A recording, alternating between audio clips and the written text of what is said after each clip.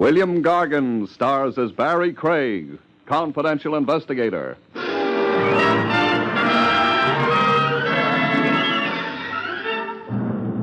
To ensure a longer life, folks, a gun in hand is worth two in the bush.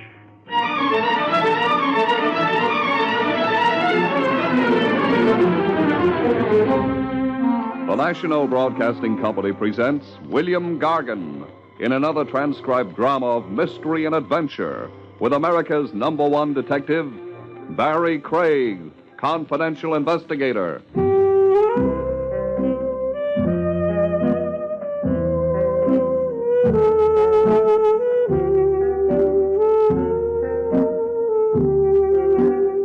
Barrie Craig speaking. There's a popular notion people have about confidential operatives. Stop any guy in the street and ask him. The notion? Steam-heated love, or, as the French say, amour. My classification of workers always got a blonde on one arm, another blonde in his lap, and a third blonde in his eye, so people think. The truth, as a matter of fact, is people are so right. Textbook biology aside, the true reason for our howling success with the ladies is our fatherly appeal. It's women looking for the male protection they missed since the carefree days of the cradle. It's the unladylike search for the strong, dominating male who knows all the answers. It's also the classic feminine urge to pin horns on the masculine cranium. I won my horns by parking overtime outside Grand Central Station. I'd gone in to see if the mayor was making good on his promise to keep the trains running on time. I came out to find a summons tied to my windshield wiper. A green ticket. The $15 variety. Ouch. In my car, I found something more had been added to liven up my humdrum existence. A Cupid doll. Painted a rainbow pink with saucer eyes, and blowing so many scents over me, I got an immediate perfume jag. Isn't there some mistake? No. You, didn't mistake this for public hack? No.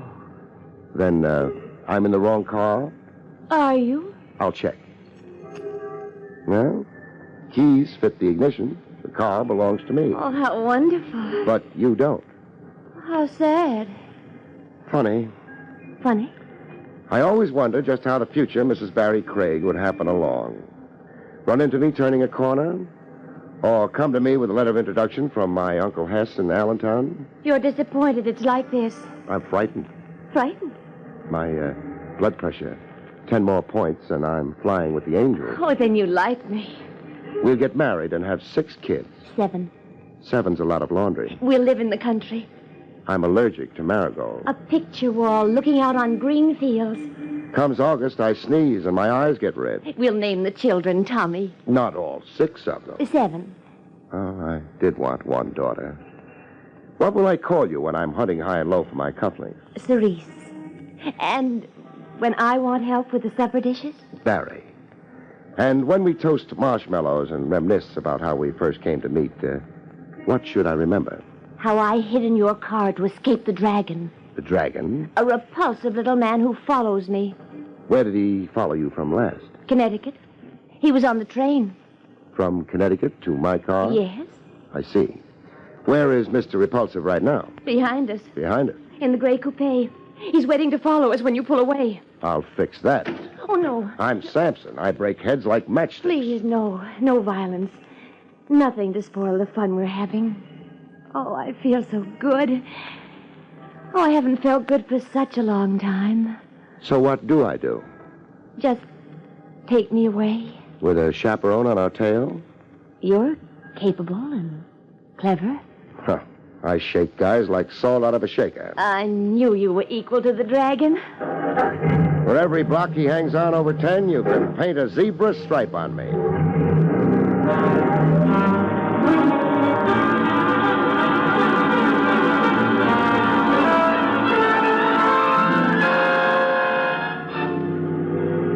In no time, I had more zebra stripes than skin. The repulsive dragon hung on for 10 blocks, then 30 more, then flew the Holland Tunnel, way into Jersey.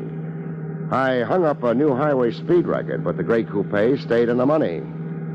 Your dragon drives like he was born to the wheel. But you're so much better. All of a sudden, baby, I'm not so sure. I got off the highway, snaked up and down deserted side roads. I followed the moon across rocks and stumps of forest like my car was a Jeep, but the gray coupe hung on. Hung on close enough to point up the risks in my undertaking. The dragon's spitting fire at us, baby. He's shooting at your tires. Oh, you're wrong about the tires. Oh, Barry, you've been hit. How are you going to like me with a dimpled elbow? In front of him like this, we're a nice, lush target. Oh, you're not stopping. I've run out of road. Dead end ahead. Oh, but we can't. Barry, look. He's crashed. Yeah, he has. That will teach him to shoot and drive at the same time. He ran into a tree. Remind me to kiss the tree. Let's go offer our condolences. Uh-huh. Wait. I almost forgot. Got a dime handy? A dime? Oh, yes. Here. But why? I'm throwing it to Finnegan. For luck. It was Finnegan who made the gray coupe crash in the nick of time. Oh. You understand? Yes. Finnegan's your good angel. Oh, I almost forgot, too. Let me see. A quarter. I'm throwing it to Mrs. Rumpelheimer, my good angel. You're growing on me, baby. No question about it. You're really growing on me.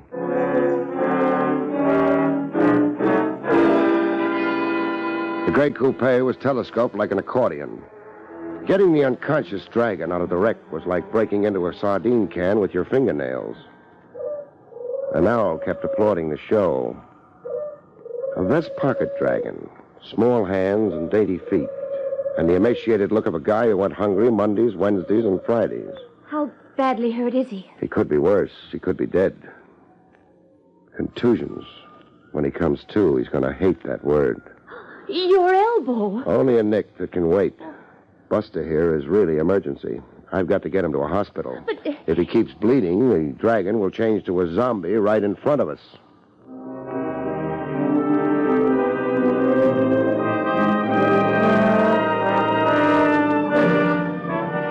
Contusions weren't half the medical jargon. The patient's in an oxygen tent, Mr. Craig. What's the diagnosis? Multiple injuries to the head. Conditional paralysis of the reflexes due to severe concussion. Oh. He'll recover? Pathologically, yes. What does that mean? As an aftermath of trauma, there may be psychiatric complications. Meaning?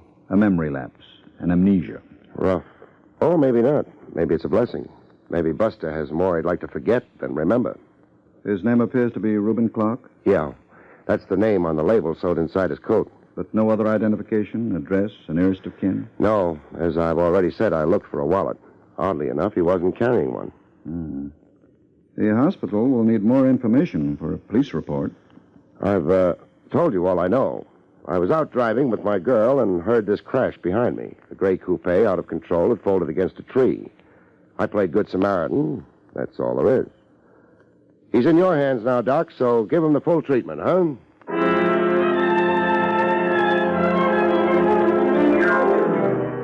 Get a perfume jag on and your brain takes to the hills.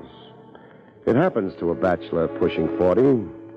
That weak moment when single bliss suddenly has the feeling of solitary confinement. Oh, you were wonderful rescuing me. The Congressional Medal goes to that tree. Do what you did for me in blind faith. All through history, men have gone blind and boneheaded over a Cupid doll. Mark Antony, for instance. Baby, you kiss like you took a graduate course. No man has ever risked himself for me before. The men in your past must have been 80 and over. I've never before had a champion. Tie a blue ribbon around my neck and fit the dunce cap at a rakish angle. The dunce cap? Blind faith, you said. I could be promoting a horse laugh at myself. Oh, no. Then fill in a few reassuring facts. Facts? The delirious dragon I palmed off in a hospital, Reuben Clark, who is he? I'm not sure. Who do you think he is? I think a man in the hire of my guardian. And what's the problem with your guardian? I I don't think I want to talk about it. It's too late for reluctance, baby. I've taken too big a bite of your life. He's mistreated me, hurt me, kept me prisoner, confined me to my room, always under watch. Why? He wants to marry me. There was money, many valuable things left to both of us when my parents died. And Guardian wants all of it through marriage to you? Yes. But why run? Why not stand up to him, get to a lawyer, go to the police? I can't. He's clever, my guardian, devilishly clever and determined. You're in the land of the free. We pay judges to step on worms. He's threatened to have me put away if I oppose him, if I keep refusing to marry him. What do you mean, put away? In a sanitarium.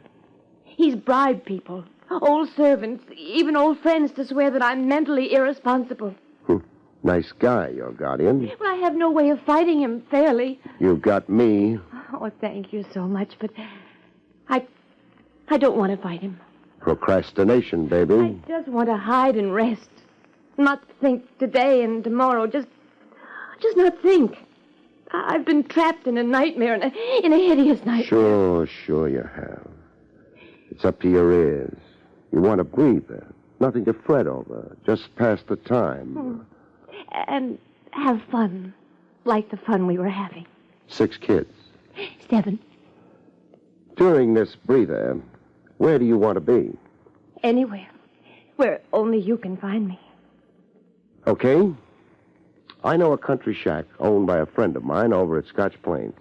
It won't be in use until May 1st, and I know where the key is. Oh, you're wonderful. You'll be the guest of a certain Lieutenant Trav Rogers, only he won't know it. It's Rogers' shack.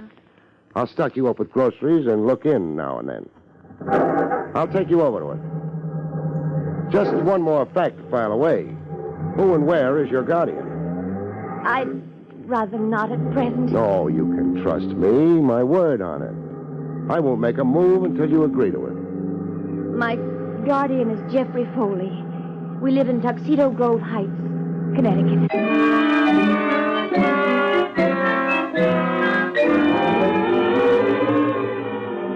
Back in my office, I got my first real indication that boy-girl woo-hoo sometimes echoes back ow-wow. An uninvited caller. Male, 30 about, a flashy dresser and a peppermint-striped shirt, gray suede gloves, and a nickel-plated revolver. You Barrie Craig? No. What do you mean, no? This is Craig's office? Was. I took over this morning. I'm a distant cousin. Then where's Craig? Passed away. Croaked? Yeah, all of a sudden at 2 a.m. this morning. What are you giving me? The obituary. Into your pocket and throw your wallet on the desk. I want to check. It so happens I'm carrying Craig's wallet to turn it over to the estate. Where's the dame? Dame? You're asking for something, Craig. Your arm will get stiff pointing that gun. I got a heat lamp home. Oh. You don't want to talk about the dame, huh? I've got a block against discussing women. I was a retarded adolescent. Want to talk about the track? The dame. Famous battles of history, then. The dame. You're a hard man to please. Get over to the window. The window? Open it. You can't throw guys out of windows. Why not? The sanitation code. Littering the sidewalk. You'll be socked $5 in magistrate's court. Open the window, comedian. Now, close it. Close it? Just what did that accomplish? You're smart. Figure it out yourself.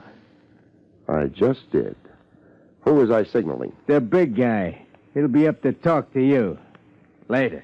Later. After I've softened you up. So you can talk politely to the big guy. He don't like wisecracking comedians. Now lie down on the floor. What for?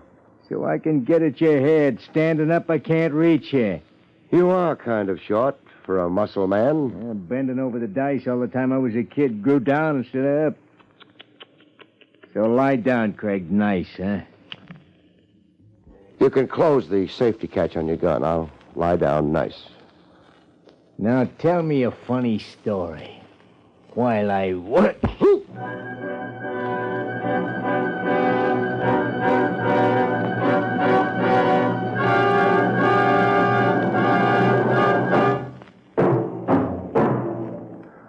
I awoke in a fog. A cigar fog. Clouds of strong tobacco blowing in my face.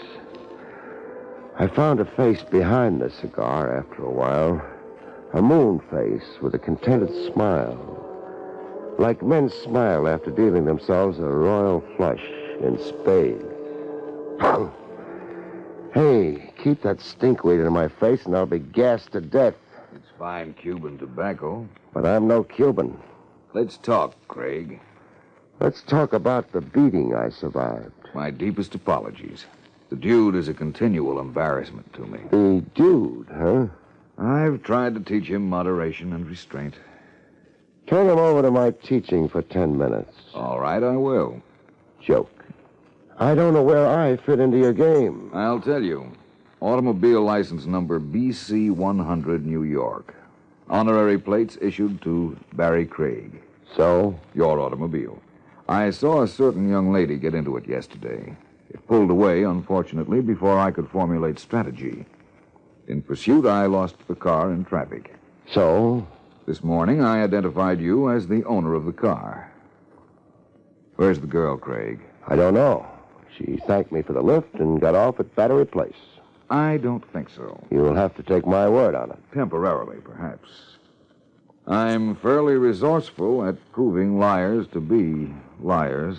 The dude's arm-weary right now. I'm also a vindictive man when lied to. My one great failing. Who hasn't got one flaw in his character? You're, a practical man, Craig. Is that a cash bribe developing? A modest gesture of goodwill. $1,000? Keep your money in your pocket. You're not tempted? Only curious. What makes the girl worth $1,000 on the hook? That doesn't concern you. It had better not concern you. You're a fool, Craig. Lochinvar riding for a fall. Who's Lochinvar? You're championing a girl you know nothing about. Whatever she told you, Craig, you can be sure it's pure invention. I'm only sure you're after her, and you ring counterfeit. Craig, I warn you. And that stooge in a peppermint shirt you use for a calling card. You don't really think you can whistle me over to your side? All right. Hide the girl, play the hero, and the idiot. There's a keg of dynamite under you, Craig. Oh, if only you could free your eyes of stardust.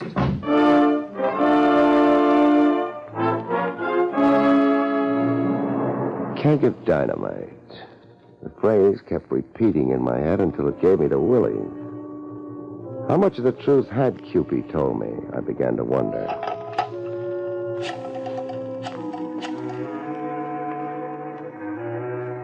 Information? Will you get me the phone number of a Jeffrey Foley, Tuxedo Grove Heights, Connecticut?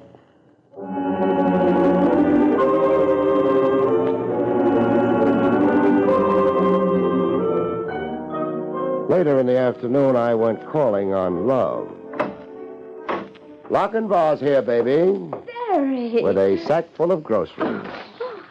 Wax beans, salmon, fresh blueberries, vintage year bagels, enough food to keep you hiding out for a month. Here, I'll take your coat. Take my hat first, huh? The dunce cap. Dunce cap? I hate myself in it. Take it off me, baby. Barrie, what's happened? I tried to telephone that wicked old guardian of yours. You tried to? Jeffrey Foley of Tuxedo Grove Heights, Connecticut. There's no Tuxedo Grove Heights anywhere on the map of Connecticut. I lied. Tell me something I don't know. But only about the address. What's the real address? Cranberry Hills, Pennsylvania. Why'd you lie about the address? I wasn't sure I could trust you. Really trust you. Baby, come here. I've confided in people only to have them use me, extort money, hurt me. 2 guys dropped in on me today looking for you. They barely stopped short of murder. Barrie. I came out here by way of Planet X to shake them. You must be quite a prize to rate 2 homicidal retrievers like my morning callers. $1 million, Barrie.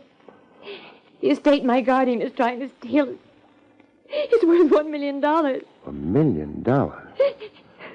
I knew that love, when it came, would be nothing trivial, but I never dreamed it would have a Dun & Bradstreet rating.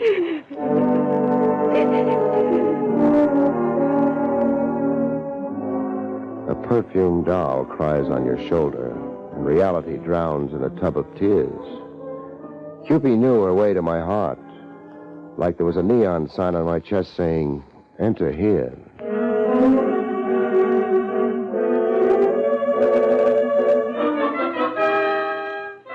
When love let go of my throat long enough, I took a half-hearted whack at confidential investigating. I did some more sneak checking on Cupid. The repulsive dragon, Reuben Clark. I wanted his version of events. Patient has shown extraordinary improvement, Mr. Craig. Is he conscious, Doc? Yes. I want to talk to him. I don't think... Don't think. The first story I told you, I thinned it down a little. The fact is this. Police badge. Uh-huh. But... Don't pump me, Doc. I'm engaged in Operation Top Secret. I can't give out facts until I've wrapped up the case. Of course. Which door do we go through?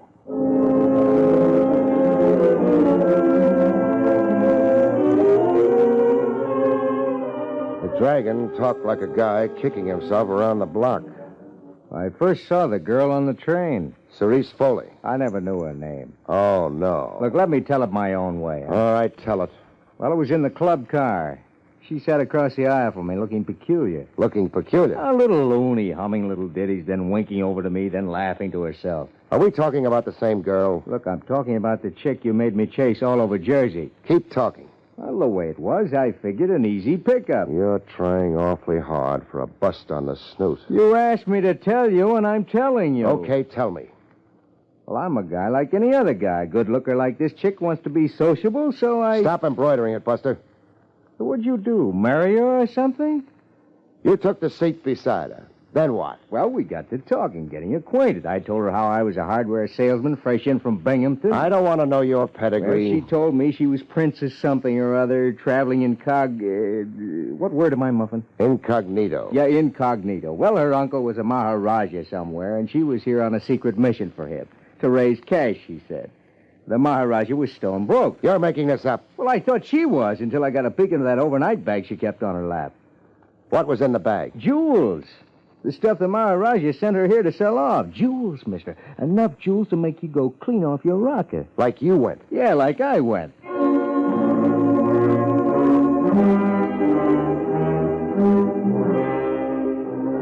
Cupid confirmed the fact of the jewels. Yes, Barry. I have jewels. Many, many jewels. Bracelets, brooches, rings. Oh, right here in my overnight bag. See? They're real? Well, yes, of course. Where did you get them? I asked, where did you get them? You're hurting me, Barry. No phony stories about a guardian or a Maharaja. I want the truth. I stole them. Who from? Jeffrey Foley. Of Cranberry Hills, Pennsylvania? No. Oh, he really lives in Meadow Farms, New York. I worked for Mr. Foley as an upstairs girl. You were Foley's maid? Yes. He was a brute. And Mrs. Foley, too. They mistreated me, humiliated me. So you made off with a fortune in jewels? Yes. Baby, put your hands out, nice and straight. Put my hands out. I'm handcuffing you and tying you up so you stay put in my absence. Where are you going? Away from that sweet, sappy, daffy kisser of yours so I can think. Grand larceny, baby, with yours truly accessory after the fact.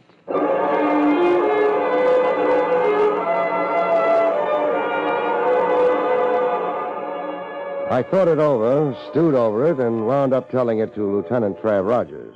So love finally came to Barrie Craig. If you have to rub it in. What brand of smokes do you want sent to the state pen?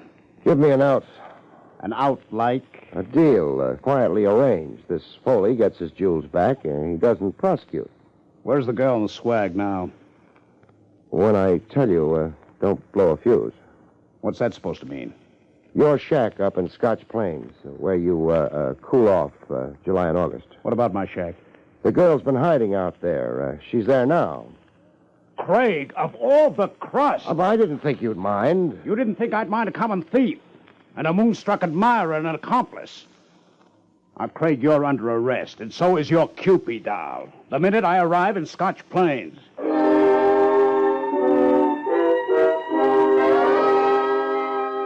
But it didn't end like that.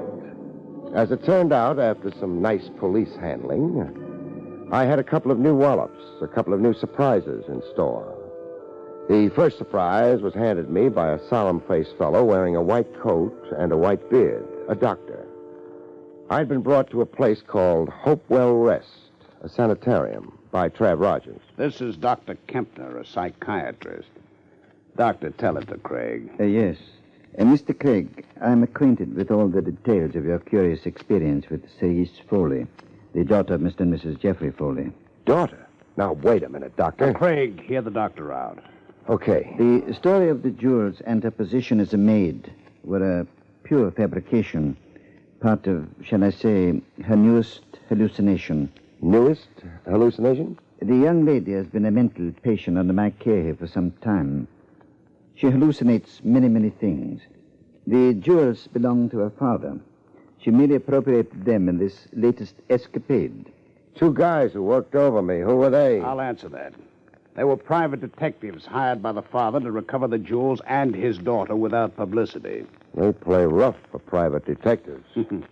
Their promised fee was $25,000. The fee had them a little overeager. Cerise, she's here now, in this sanitarium? Yes. She is confined here. Can I see her?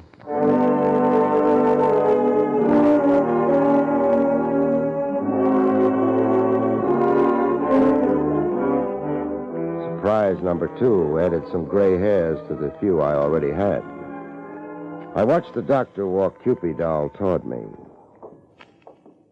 Hello, baby.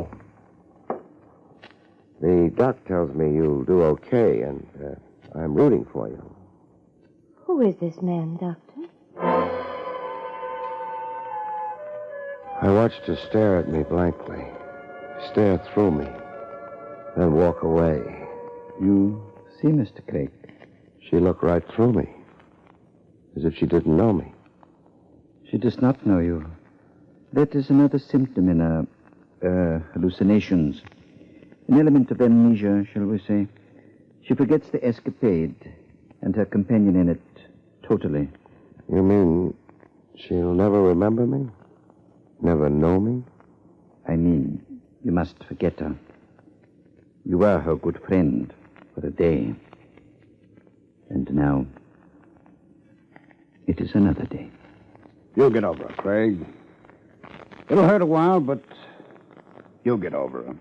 Yeah, I'll get over her. That crack you made, Trav, what was it again? Oh, yeah. Love comes to Barrie Craig. Good night, folks. See you next week.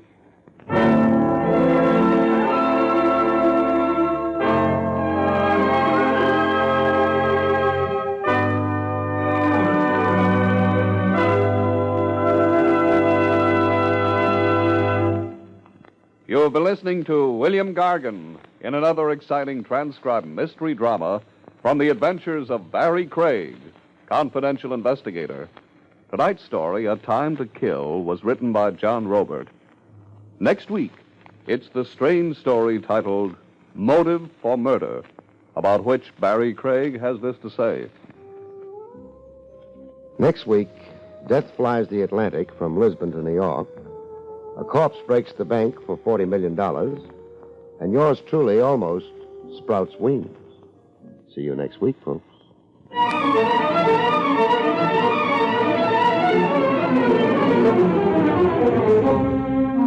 Featured in the role of Cerise was Arlene Blackburn. Barrie Craig, starring William Gargan, was under the direction of Hyman Brown. This is Don Pardo speaking.